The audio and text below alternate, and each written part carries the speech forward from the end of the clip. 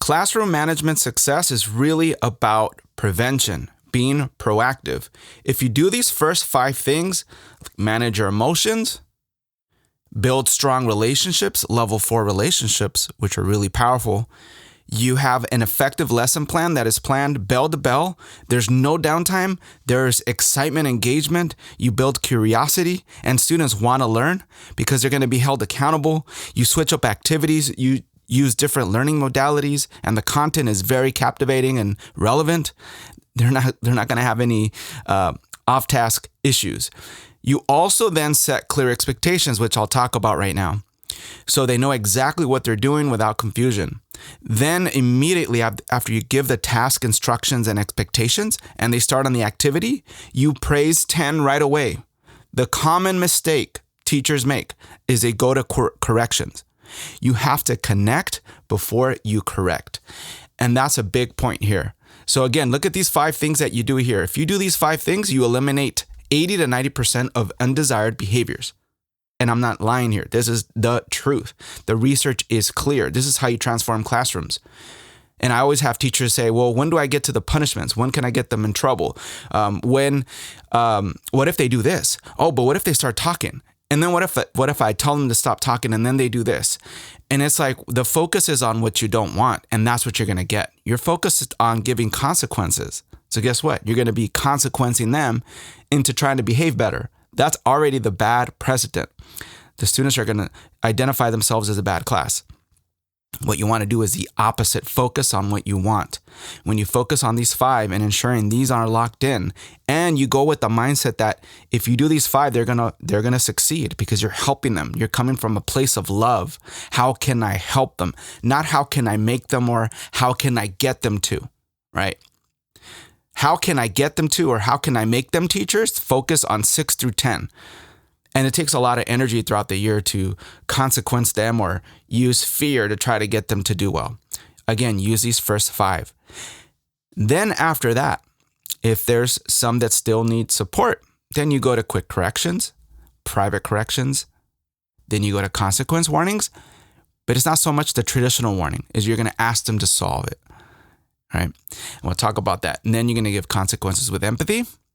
And then if that's not working, then you go to success interventions. All of this is still positively framed and it's not reactive. Notice what I say here. It's responsive because you care about supporting them. You're not reacting and, oh, you hurt my feelings, so now I'm going to punish you. That's a reactive teacher who can't control their emotions. But a responsive teacher looks at the situation and is actually excited at the opportunity to help the student learn, to teach them the right way to get their needs met, to build connections, to help teach them problem-solving skills. So here we go. Let's look at setting clear expectations. Here's a recipe. Again, when giving instructions for any task, lecture, pair share, group, or class discussion, you're going to do a reading with them. You're going to watch a video. You're going to play a game. You're going to do learning stations. You're going to teach a skill like breathing, emotion regulation, whatever. You're going to use laptops. You're going to teach a transition. You're going to teach a routine like the silent signal. You're going to show them how to do a community circle. It doesn't matter. Literally anything, anytime you're going to do any activity, you're going to follow this recipe. You're going to get 100% attention with a silent signal, and it must be visual and audible. Here's an example. All right, students, here we go. I need your attention now in 5, 4. Oh, Jimmy's ready. He's up and ready next to go, getting ready to go. Oh, Samantha's getting ready. 3 and 2. Oh, we just need this front row. Oh, never mind. This front row's ready. We just need 2 more and 1 and 100%. Excellent, class. I love this. Now let's talk about our lesson. All right. You can also do other types like, 1, 2, 3, 1, 2, 3, eyes on me. And so you go 1, 2, 3, eyes on me. And the students are going to repeat 1, 2, 3, eyes on you. You can do a clap signal where they're going to have to emulate your clap. You can go, and the students are going to do the same. Find different patterns and things. You could say hocus pocus, and they respond, everybody focus. All right, so you could do all sorts of things. There's tons of things. Simon says, touch your nose. Simon says, touch your, head. touch your ears. And then that obviously they would get it wrong, right? So, but it gets them excited about, paying attention. You could use a sound, a wind chime, a flute, a drum hit, a bell, whatever, computer sound from your laptop. Okay, there's tons of attention getters. And then you get them to pay attention. But the thing is, once they're focused, what do you want them to do? Here's an example of slant. Right? So you're telling them what you want them to do. I want you to sit up straight. I want you to lean forward. I want you to, focus on me. I want you to track the speaker. I want you to move your eyes wherever I'm moving so you could stay tracked to me. I want you to start thinking about questions you have. I want you to focus on what I'm teaching you. Okay. So second is you teach the activity or task expectations with CHAMPS. I'm going to show you what that is. But you give your instructions as fast as you can, but not rushing through it. I'm just saying you're going to use what's called economy of language. You're going to be very brief and be very calculated. I always recommend that you rehearse your script. What are going to be the directions? So you keep it under a minute, especially less, like 20 seconds or less for, kindergartners or early elementary grades. But you want to keep your instructions short to the point. And I'll show you how to do that. And then once they start the task, you praise 10. Don't be like other teachers that just start correcting. Oh, what's wrong in the class? No, you look for 5. And I always suggest 10 students that are doing well. So then again, it sends the message that in this classroom, we're all paying attention. And then you supervise them with the 5 C's.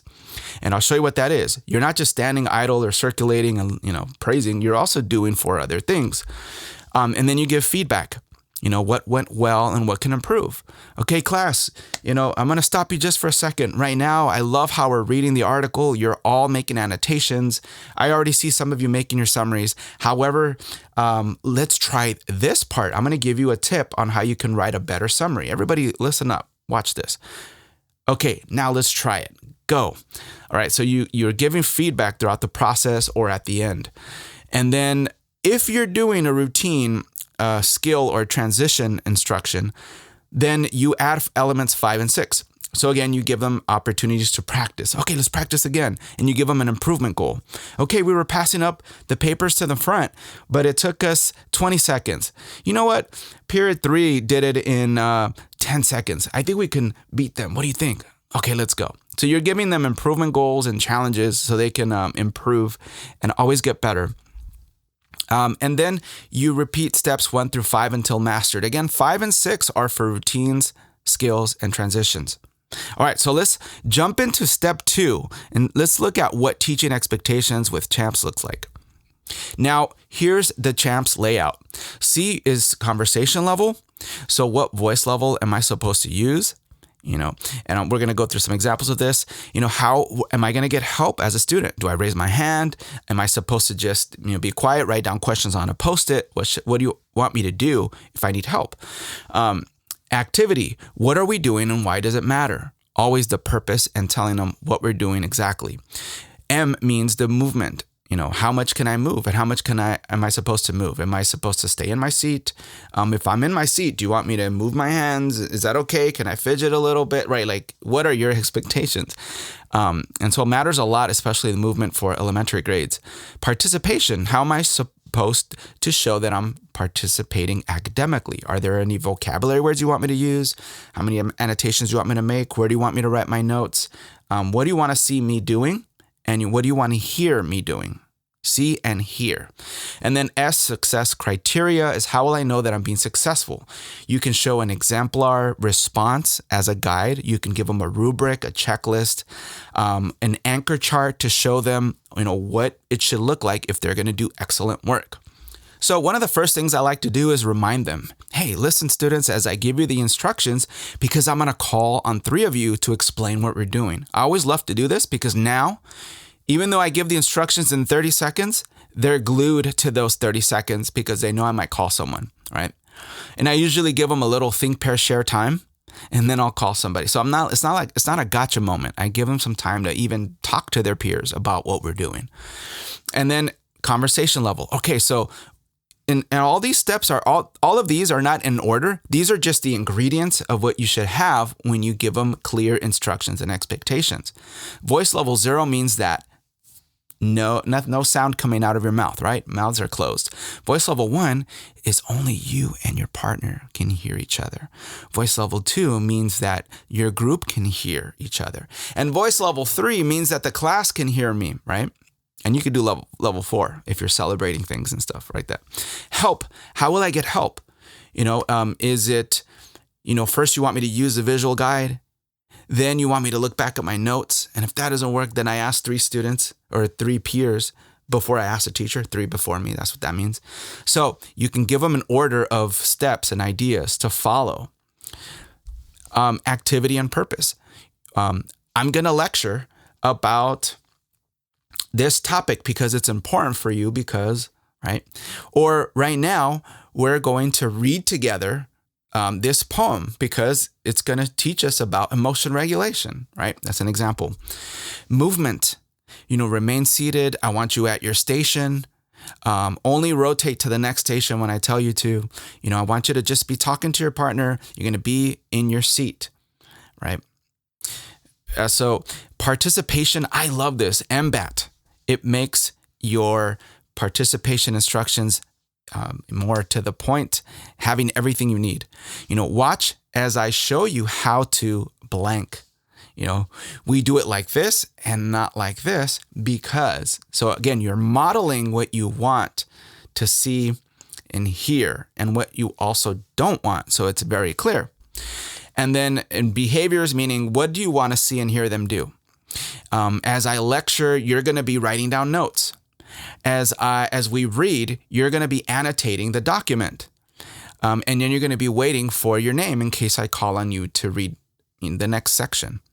So behavior part means what are you doing right now? What do I want you to do right now at this moment? There should always be a cognitive task at every point in the lesson. And then accountability and urgency. I absolutely love this. So they're doing something right now, right? As I'm lecturing, you're writing down notes, you're tracking me, and you're writing down any questions you have, right?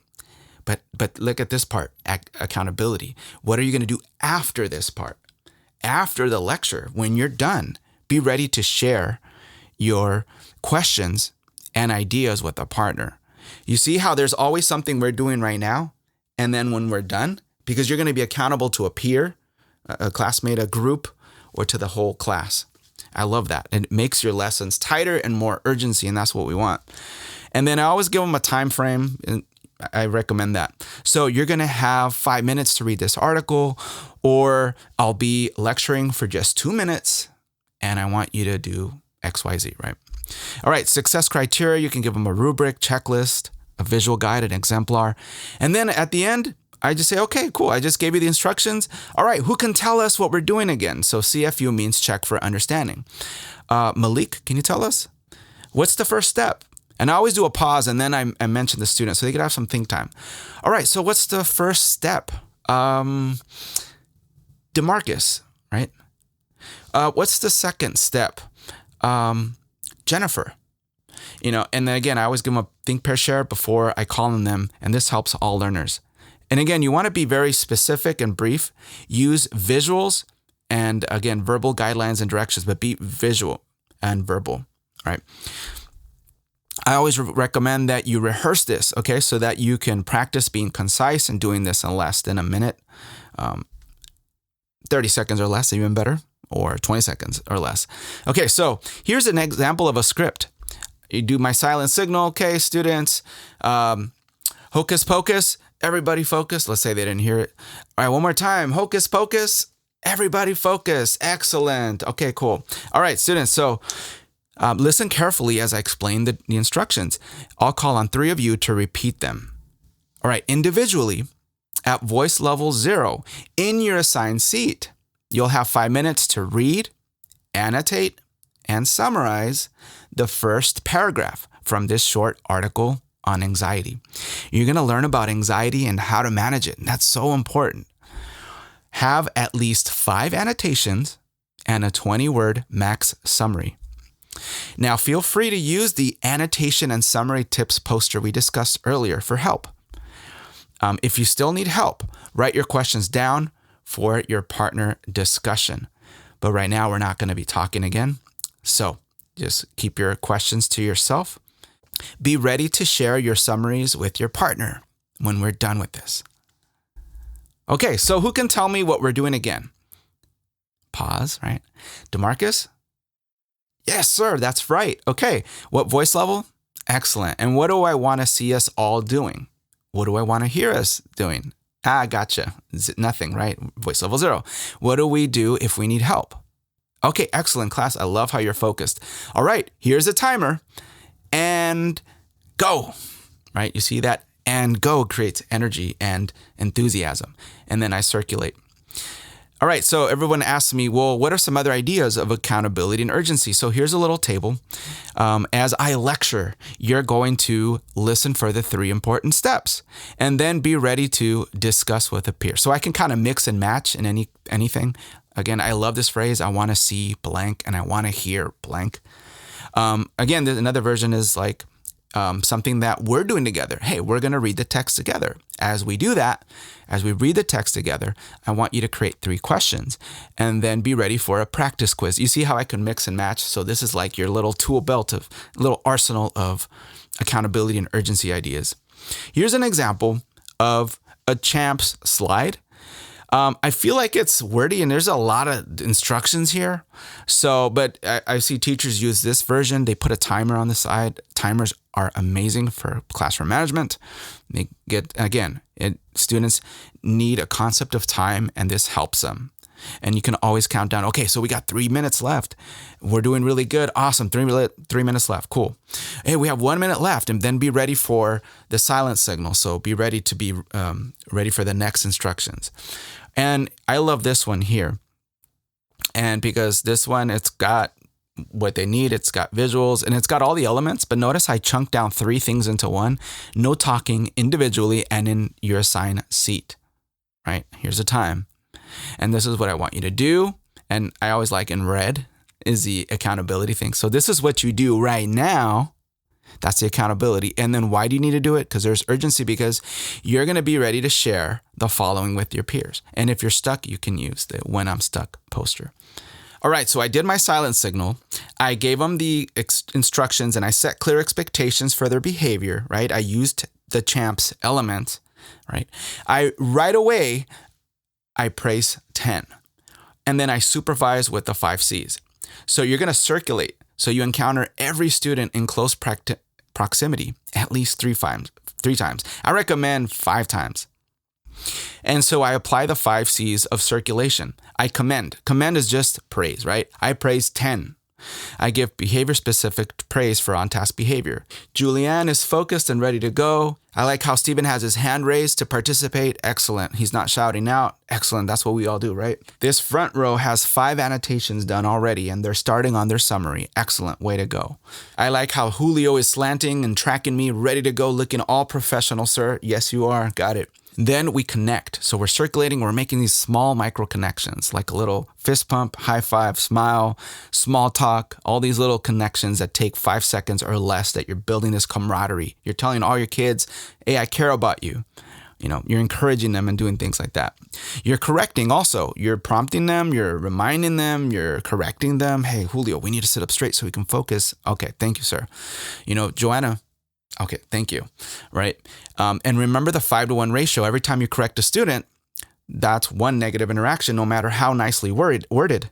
So you want to counter that with 5 positive interactions with that student. So make sure you keep circulating. And remember the student that you're correcting. Are you always correcting them, or are you balancing it out with 5 more positive interactions? Make sure you keep that magic ratio per student as best as you can. Now, then we coach them. We encourage them. Hey, do you need any help? Oh man, you're doing really good, man. Props to you right there. Look at what you're doing. And, I like how you're very detail oriented, and I like all the strategies you're using. Tell me more about that. How did you do that? Wow, that's really cool. Okay, I like how you're helping your partner right here. That is awesome. Encouraging them. So, hey, do you need any help? Hey, what's going on? I noticed you haven't started. I'm here for you. What do you need? Hey, do you want me? Let's be partners. Let me help you with this one. Let's do this one together. Okay, yeah, there you go. Can you share that answer? That is an awesome answer that I think everyone should hear. And you came up with that. Yeah, that would be great. And then we create a support plan by identifying what's going well and where they can improve. So you're circulating. And what are you doing? Well, you're identifying where they're getting stuck. What are the common mistakes, misconceptions? Where are they getting confused? And now what am I going to do about it? Am I going to reteach a segment of it? Am I going to teach them an academic or SEL skill they might not have? Maybe it's frustration tolerance. Maybe they don't know how to analyze a prompt enough, and I need to teach them a new skill. Do they need more practice, another sample problem? What do they need? Do they need another scaffold that I forgot to teach them? Do they need an anchor chart? What do they need? Do they need sentence frames? Do I need to teach them a vocabulary word? What do they need? And again, model urgency. All right, students, when I say go, you're going to start reading the text. And go. And you're circulating with energy. You're circulating, you have a smile, you're looking around, you're making eye contact. You're going like this, right? And you're reminding them, okay, 2 minutes left, class. We got this. I know we can do this. You're encouraging them. You're the one who's giving energy. This is not going to happen. You're the one sending energy, goodwill, and intention. And that's what you do.